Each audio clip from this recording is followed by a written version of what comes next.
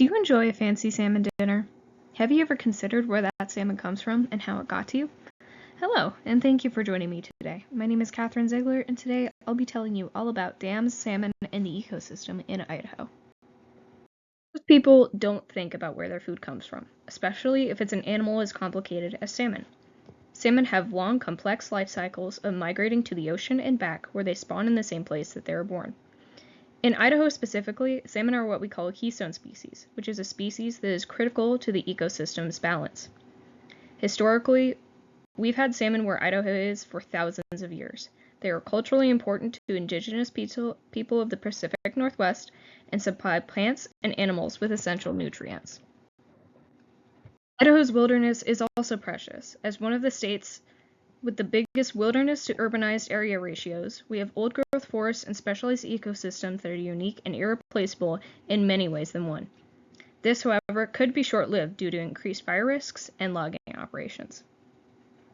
However, these precious creatures in the ecosystem are at risk due to the presence of dams. Dams are used in Idaho for predominantly power, but the side effects of dams, especially in the lower Snake River, is harmful effects towards salmon and other fish populations. These dams cause salmon to not be able to return or leave their spawning sites, as well as raise the water temperature in the stagnant water, killing salmon of all ages since the 1960s. This causes the dams to be a controversial topic. The source of power is great, but such harm to the ecosystem and a keystone species is not sustainable. In fact, these dams shouldn't be up in the first place, according to tribal treaties and rights. The long-term effects of the salmon leaving the Pacific Northwest, especially Idaho, are irreversible and detrimental to the sensitive ecosystems as a whole. Dams are also not the best sources of energy, with cleaner and more efficient methods such as solar, nuclear, and wind being better for long-term use.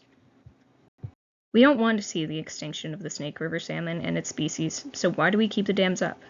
Dam removal seems to be the best way to solve this issue, with increased funding of salmon restoration and rebuilding more efficient, wildlife-friendly power methods being behind it.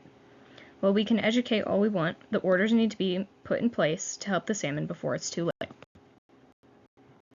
It is within my and many others' hopes that it will bring positive impacts to the salmon population for what's next. For these precious creatures in the irreplaceable ecosystem that has been here for thousands of years before us, it's only right to do all that we can to help preserve and help these populations and landscapes for the year to come. It is within our duty as people to uphold treaties, restore populations, and protect our land from outdated and harmful technologies. Thank you for listening. I very much appreciate it.